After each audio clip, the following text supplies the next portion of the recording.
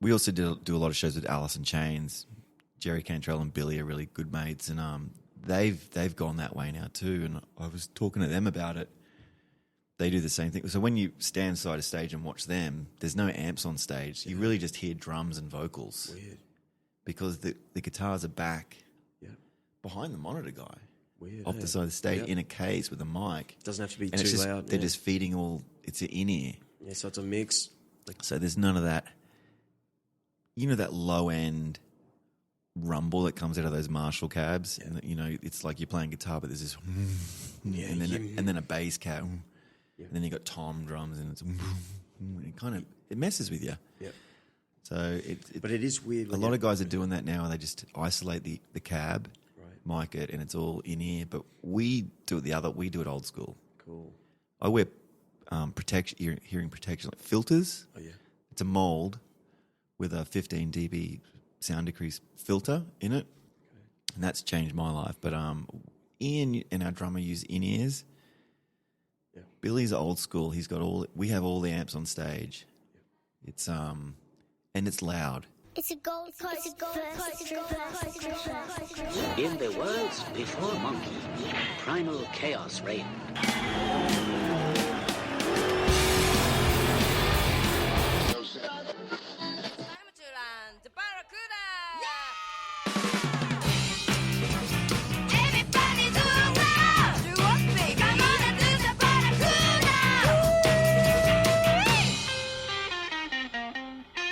G'day viewers. Today's podcast was brought to you by Karma Koala, the chill out drink. Sit back, relax, and talk to one of the biggest legends of rock and roll today. That's right, my old mate, Grant Fitzpatrick. I call him Tanag. That's Grant backwards.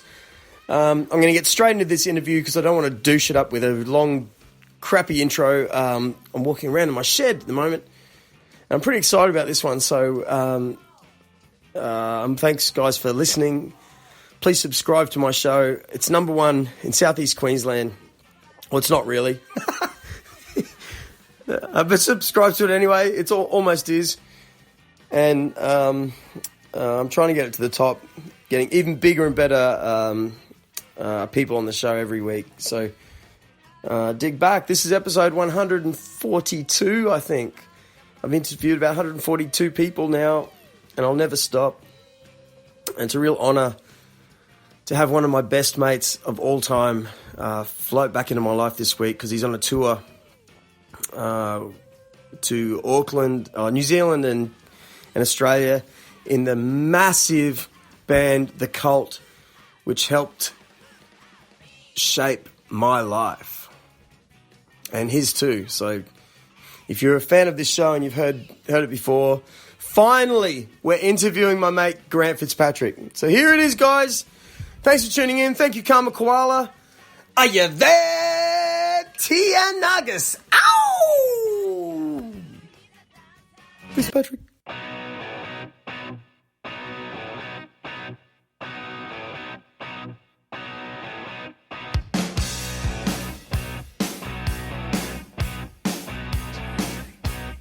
Fitzpatrick, put it there. Yeah. How are you? So stoked you're here. Thank you. I didn't expect to be in here, but I've got to come by and say hello. Yeah, I'll force you into it, basically. Let's face it. Get right in there, Tiger. So here we are. Now, where do I start with you, mate? I know I saw you before Christmas last year when you were out. Just on vacay. Oh, actually, no, I want to say it straight off the front of this thing that you're my mate from high school. We're in a couple of bands. We go way back. We go way back, right? I started off in the music business with you and our old mate from high school. Yeah. If he's listening, we love you, bro. Chris Cleave. Yeah. Well, can I get bust out a 2-minute story that I was thinking about before you got here? As long as you don't embarrass me. Because I've told a lot in no way at all. Because there are some of those. It'll kick this little podcast episode off just as beautifully as I want it to, right? So go for it, mate. This is what absolutely spins me out about you, Grant Fitzpatrick, which I'm going to call Tanag, man, because when you say the word Grant backwards, it's Tanag, and I've called you Tanag forever. You probably don't get called that anymore. But, so, here we are.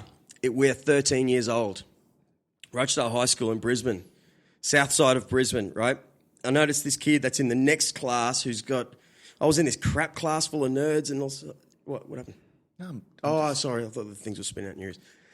And you're in the next class over, and there's like 5 or 6 mates in your class. It seems like you're in this great. They call them care group, whatever they are. I don't know what they call them in the States where you live right now. But anyway, I think you came to school with a Sex Pistols shirt on or something.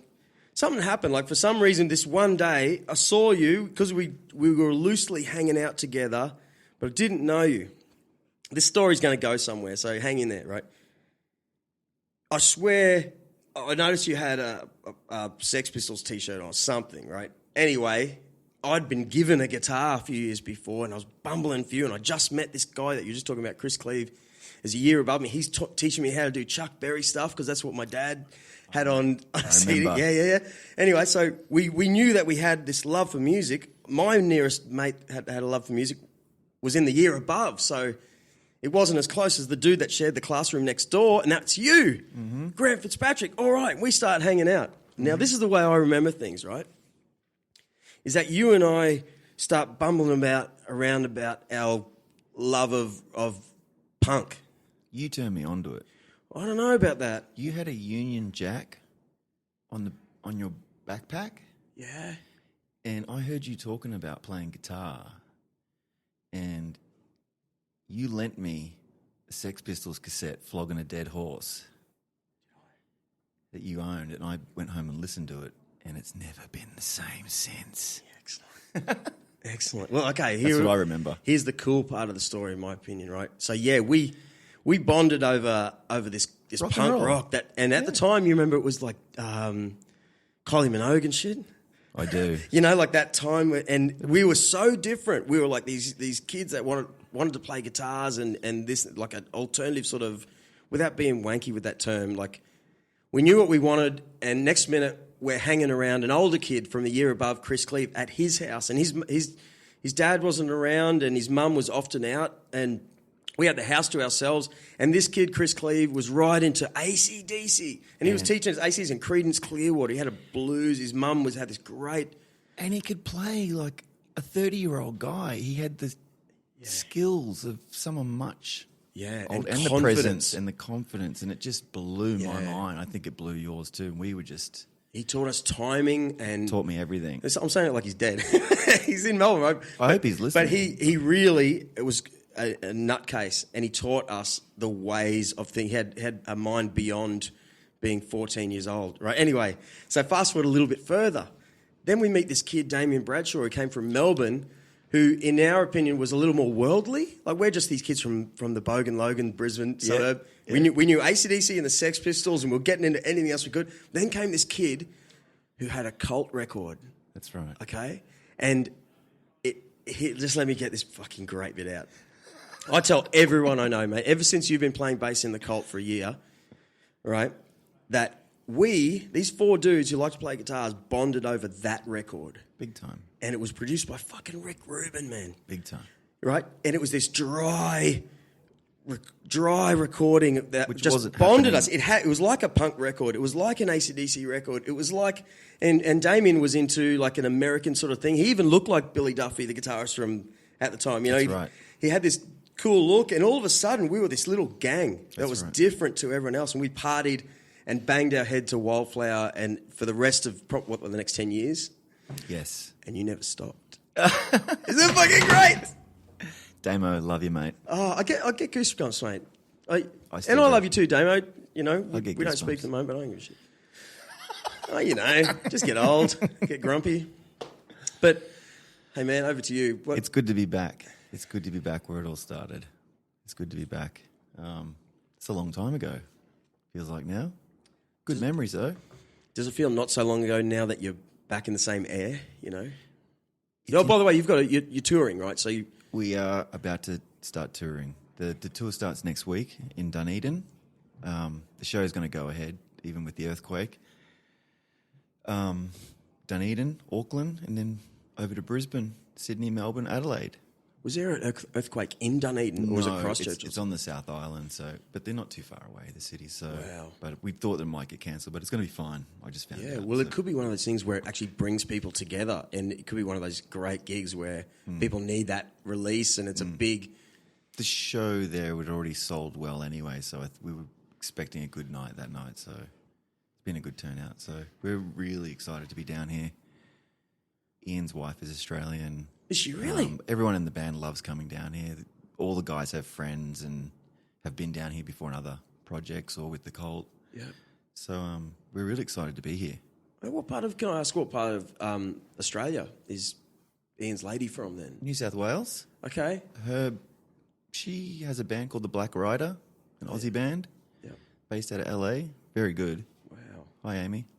Excellent. Yeah, it's good. It's good having Aussies around. So these guys live in LA. The band is... How long have they been in LA for, do you think? I remember seeing them on that TV show, you know, that Hollywood Wives kind of thing where Billy Duffy and Duff McKagan and Slash... Perry Yeah. and Steve Stevens. I was so stoked because Billy Duffy was in it. It's like, yeah, man, I haven't seen his face in it. Here he was. Yeah, Kind of looks like this cool, like, English geezer, in my opinion, you know. Yeah. You know what I mean? That's my question, why they've been... Because do English people, my question to you is, do English people look at Aussies as they're similar? We're kind of like convicts in a way, like, you know, like a bit of like, I can understand you. There's a sense of camaraderie and also competition, I find, and it's healthy, I think. But one thing I always loved about the Cult back then is they kind of, as an English band, especially with Electric, the image was Americana. Yeah. It was all Harley Davidson. Yeah, and denim flags and all, yeah. So they've been based in America on and off their whole career kind of thing. They spent a lot of time there over the years. And, everyone's in LA. Our drummer's from New York. Everyone's from somewhere else in this band. It's pretty cool. Yeah. Amazing. Yeah. Ian grew up in Canada for a time. Yep. He's been around a lot. And Billy's definitely a Mancunian from Manchester. Yeah. Into his football. Football. Excellent. Yeah. Football. Birds and geezers. Yeah. Yeah. I love that gear. Yeah. And guitars. Just like the punk rock that we Guitars and motorbikes and all that stuff. Man, the way he holds his guitar, no one can beat it. No one. It's pretty epic. You know what I mean? I've never seen a photo where Billy Duffy isn't holding his guitar in the most perfect rock and roll way of all time. It's the real deal.